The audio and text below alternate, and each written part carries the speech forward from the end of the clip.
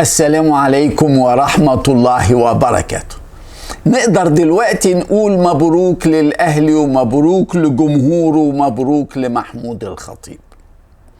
أخيرا رضخ، تنازل.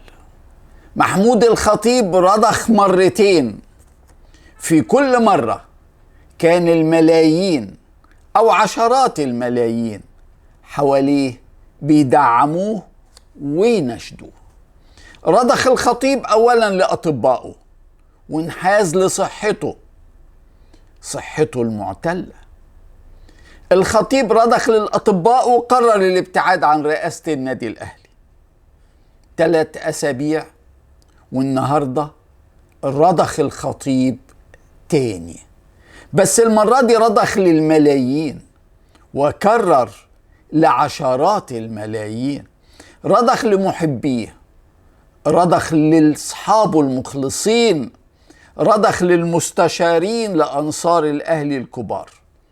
المرة دي رضخ للأهلي، انحاز للأهلي على حساب صحته.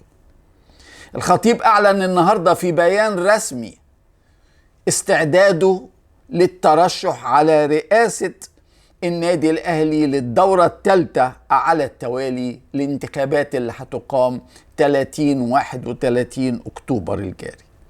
لكن وهو بيعلن في هذا البيان قال بعض العبارات الرئيسية الحاسمة اللي أقولها لكم زي ما اتكتبت وفقا لصياغة جديدة، صياغة اشترك في وضعها بمنتهى الدقة والإحكام رجال الأهلي الكبار. صياغة هي الشرط الأول والأكبر وراء رضوخ وتراجع الخطيب.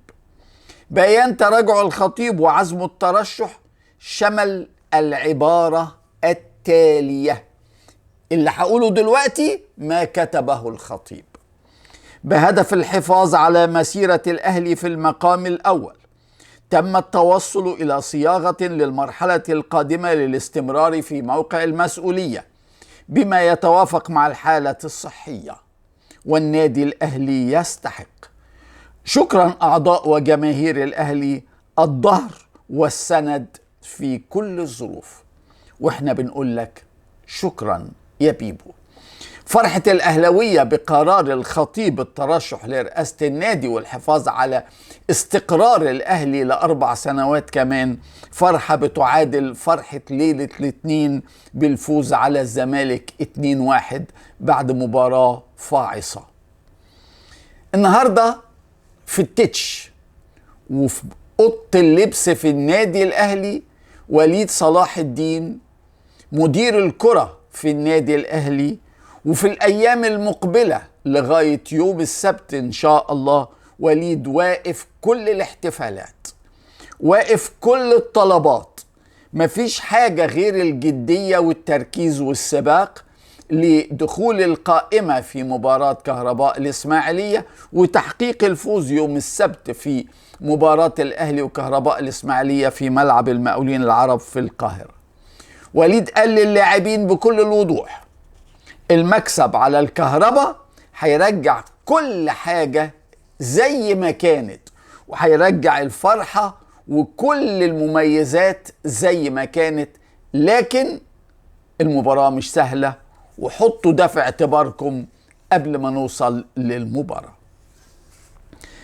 النهاردة صدرت عقوبات رابطة الأندية القذرة بشأن مباراة الأهلي والزمالك.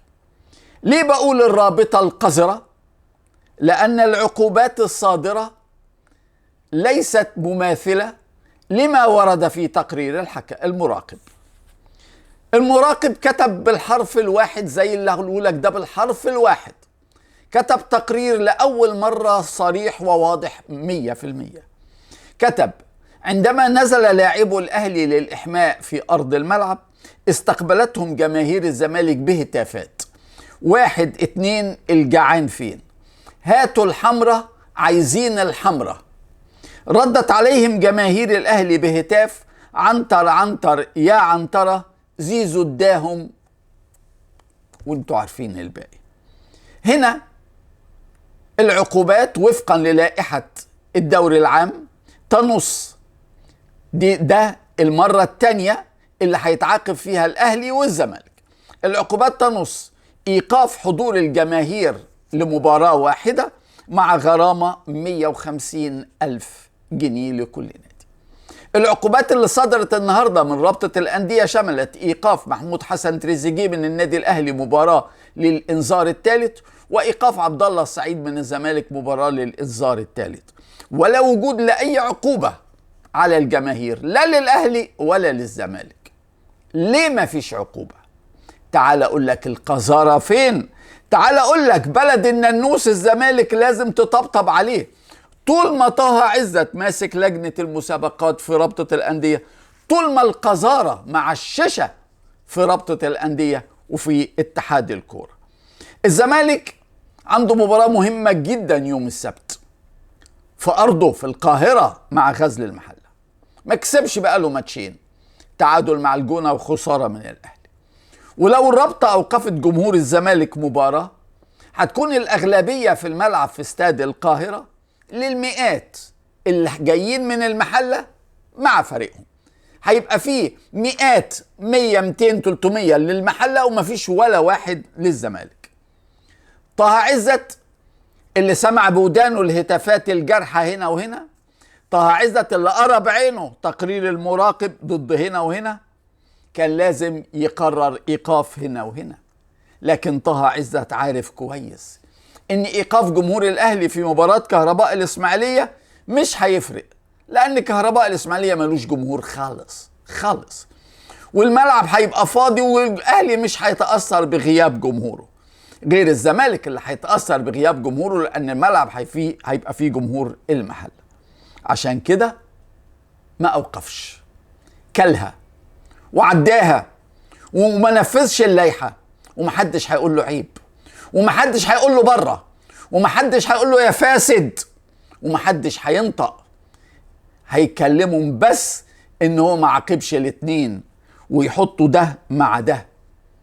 دفن الجريمة وغطى عليها مجرم. طه عزت مجرم، سلموه العدالة. تخيلوا لما يبقى واحد مجرم هو اللي مطلوب منه ينفذ العدالة. يا ساتر عليكي يا مصر، يا ساتر عليكي يا مصر، وانت بتنقي أحقر الناس علشان يمسكوا المناصب العليا في الرياضة وفي الكورة. بينقوهم أحقر الناس، بينقوهم. سبحان الله سبحان الله. فاكرين وليد العطار؟ فاكرين عمرو الجنايني؟ أحقر الناس هم اللي يمسكوا الكورة. أحمد مجاهد. مجموعة من الحقراء لو اتعمل منهم مجلس للحقراء محدش يكسبهم في الحقارة. العقوبة شملت تريزيجيه من الأهلي وعبد الله السعيد من الزمالك. غريبة ان عبد الله السعيد ياخد 3 انذارات في 9 ماتشات ويتوقف. الدوري 27 مباراة، لو مشى بالنظام ده هيتوقف مرتين كمان، هيوصل مثلا تقريبا 19 انذارات. عارفين عبد الله السعيد ده لعب في الاهلي 6 مواسم. 6 مواسم. عارفين عبد الله السعيد في الاهلي في ال6 مواسم خد كام انذار؟ بمعدل اقل من الانذار في الموسم.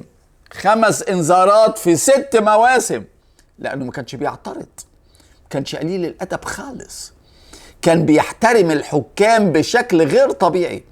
عبد الله السعيد في ماتش الاهلي والزمالك في كاس السوبر في الامارات مع حكم تشيكي اتشنكل واتضرب من ورا ضربه رهيبه جدا واتقلب بينالتي 100%. الحكم ما حسبهاش، ما اعترضش على الحكم. تخيلوا، ما اعترضش. انما لما راح الزمالك علموه التطاول، علموه الاعتراض، علموه الهبوط حتى مع الاسباني. واديكوا شفتوا النتيجه لعبد الله السعيد. انما تعالى للي جاي ده، مفاجأة مفاجأة مفاجأة، ومفاجأة مش تقيلة، مفاجأة ضخمة جدا. جون أدوارد صاحب عزبة الكورة في نادي الزمالك، اللي مجلس إدارة الزمالك بناء على تعليمات من الجهة السيادية العليا سلموا الكورة وطلع مجلس الإدارة. طلب منهم فلوس. اللعيبة لها فلوس، واللعيبة مهددة مش هتلعب ماتش المحلة غير لما تاخد فلوسها. كلم مجلس الإدارة وقال انتوا ملتزمين توفروا لي فلوس. ما معناش. خد من ممدوح عباس. ممدوح عباس قال مش هديكوا فلوس يا اولاد الكلب. كتب كده علنا نفس العبارة اللي انا قلتها لكم دول. قال لهم انتوا المسؤولون تدوني فلوس. قالوا له ما معناش، اعمل اللي انت عايزه. قال لهم حاضر، مفيش لعيبة هتنزل التمرين. جون ادوارد هو اللي بيقول اللعيبه مش هتنزل التدريب، مش هتلعب ماتش المحله، لا دي مش هتنزل التدريب. اذا ما وفرتوش فلوس قبل يوم الخميس مفيش لعيبه هتنزل ارض الملعب خالص. مفيش تدريب، مفيش ماتشات، مفيش دوري، مفيش كوره، مفيش زمالك.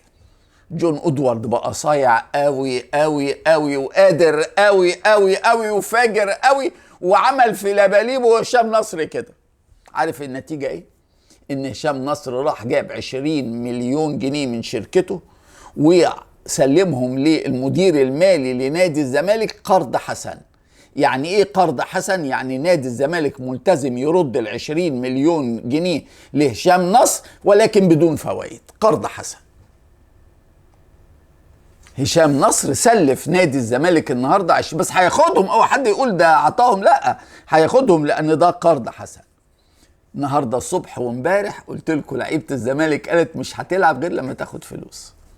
وطبعا ما كانش حد في نادي الزمالك بيجيب سيره الخبر ده خالص، انما اديكم شفتم بعينيكم ايه اللي حصل اهو. ونادي الزمالك بيعيش وقت فيه منتهى الصعوبه، اللي اصعب منه اللي جاي. من غير تنمر بقى، من غير اي سخريه، من غير اي تريقه، من غير اي كلمه زياده.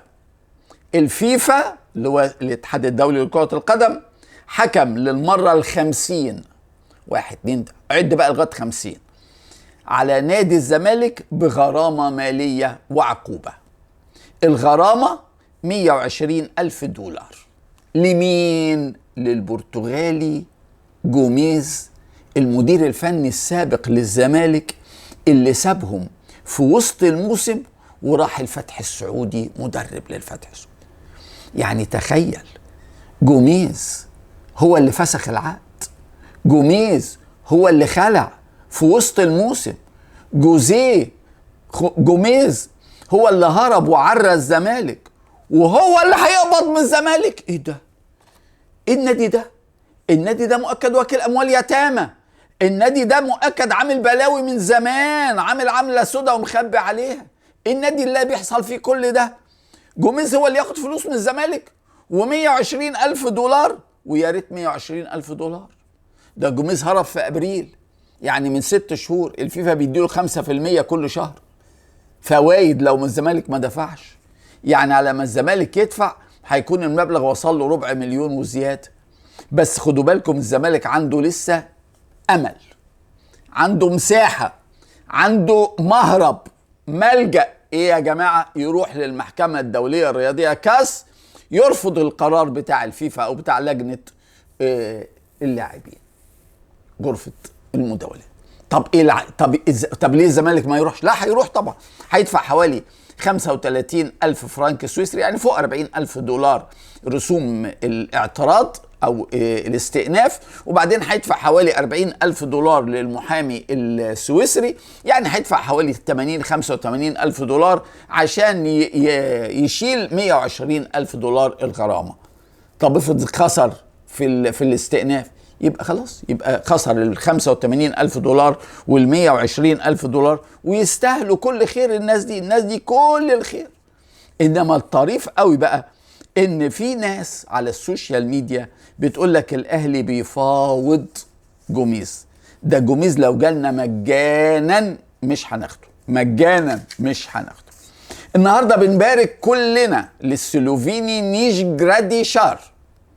نيش جراديشار مهاجم النادي الاهلي انضم النهارده للمره الاولى في تاريخه للمنتخب السلوفيني الاول في تصفيات كأس العالم. ما شاء الله.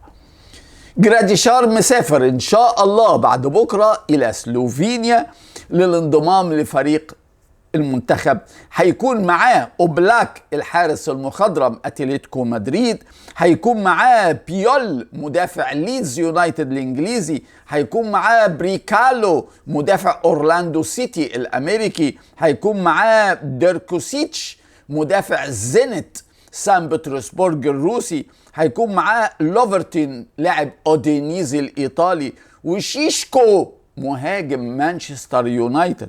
كل دول هيبقوا زمايل لجراديشار في المنتخب السلوفيني. مبروك مبروك لجراديشار، يستاهل. بس خلي بالك، الاهلي بيفتح كل الابواب. الاهلي عظيم عظيم عظيم، ما شاء الله. النادي الاهلي كل واحد بينضم للنادي الاهلي بيبقى ضامن ان الابواب هتتفتح له. النهارده الصبح وعدتكم ان انا هقول لكم ايه اكبر فارق غير رياضي بين الاهلي والزمالك. طبعا الفوارق الرياضيه واضحه زي الشمس، انت عندك كام بطوله، هم عندهم كام بطوله، انت كسبتهم كم مره، هم كسبوك كم مره، انت عندك كام لعيب عملاق راحوا المنتخب وبقوا اساطير وكسبوا جوائز عالميه وهم عندهم، انت رحت كاس العالم كم مره وهم راحوا، انت خدت بطولات دوليه قد ايه، كل ده واضح زي الشمس. لكن انا هتكلم على فارق غير رياضي بره الرياضه بقى، هو الفارق السلوكي بين الطيب والشرير. مين الطيب ومين الشرير؟ المباراة الأخيرة الأهلي والزمالك، الزمالك هو اللي بدأ بالتسجيل، ضربة جزاء سجلها حسام عبد المجيد. الكاميرا راحت لحسام عبد المجيد وهو بيحتفل بالهدف بعد التسجيل. الكاميرا ركزت على حسام عبد المجيد وبجواره لاعب الزمالك نبيل دونجا. نبيل دونجا طلع لسانه بشكل بالغ الوقاحة زي البوبي لغاية آخره. عارف لسان البوبي لما يطلع لغاية آخره؟ كان نبيل دونجا بيطلع لسانه لغاية آخره. بيطلعوا لمين؟ لجمهور الأهلي ولا للاعبي الأهلي ولا للجهاز الفني للنادي الأهلي؟ بيطلعوا لمين؟ المهم اللقطة عدت، فيش ولا أهلاوي اهتم، فيش ولا أهلاوي قال عاقبوه، فيش ولا أهلاوي قال ده تنمر ده سخر ده عمل. ليه؟ لأن النادي الأهلي طيب، جمهور الأهلي طيب، إعلام الأهلي طيب، الطيبة الحقيقية، الطيبة اللي من جوه، الطيبة الخلقية. نادي وإدارة وإعلام وفريق وجمهور ما بيدوروش عن صغار الأمور ولا على أذية الآخرين. الناحية التانية أبلسة وأشرار بمعنى الكلمة. حسين الشحات احتفل مع زملائه بالهدف وراجع بعد الهدف وبيعمل كده بإيد واحدة. ايه علاقة دي بزيرة لاعب الزمالك انه قصير؟ طب ما حسين الشحات قصير، هو في واحد يسخر من عيبه؟ حسين الشحات قصير وعارف انه قصير وعمره ما هيتنمر بموضوع القصر. في واحد يتنمر بعيبه؟ ده غير بقى ان هو لما عمل كده دي ملهاش علاقة بالقصر، لانك لما ترجع لنفس المباراة محمد هاني عمل فاول عنيف مع لاعب الزمالك والحكم الاسباني حسب الفاول وبص لمحمد هاني وقال له، عمل له كده بالظبط، اهدى. يبقى الاشارة دي معناها اهدى مش قصير. لما الحكم يعملها لمحمد هاني تبقى عادية جدا ومحدش يبص عليها، ولما الشحات يعملها ومش قصده حد يبقى بيتنمر وعاقبوه وشوفوه. أشرار أبلسة. الحقيقة الناس دي فعلا فعلا فعلا مش من كوكبنا. عمر الشريف قالها زمان بكل الوضوح، قال لك انت تبقى زملكاوي ليه؟ قال لك انا بستغرب على واحد يكبر ويفهم ويبقى زملكاوي. ده اللي قال كده عمر الشريف، أسطورة الفن والتمثيل المصرية على كل العصور، اللي ما فيش فنان في تاريخ مصر وصل لشعرة من عمر الشريف. عشان الناس تعرف الأفزاز تبع مين ويروحوا لمين. عمر الشريف. فارق سما وأرض بيننا وبينهم، فارق سما وأرض بين الطيبين والأشرار. والفارق ده باين في كل حاجة، باين في الرزق، باين في عدد الجمهور، باين في عدد البطولات، باين في التوفيق اللي بيحصل لدول ودول، باين في كل شيء تلاقي عند الأهلي وعند الزمالك. ربنا يديم علينا السلوك الطيب، ربنا يديم علينا النوايا الطيبة، ويديم عليهم اللي هم فيه، ما يسيبوهوش يا رب، يخليهم كده كلهم زي الهبيدو، زي الدردورو، وزي الغندورو، وزي الخفيفي، وزي النتن، وزي يفضلوا كده، وعايزينهم يعيشوا كده في الشر أبلسة. وطاب مساؤكم.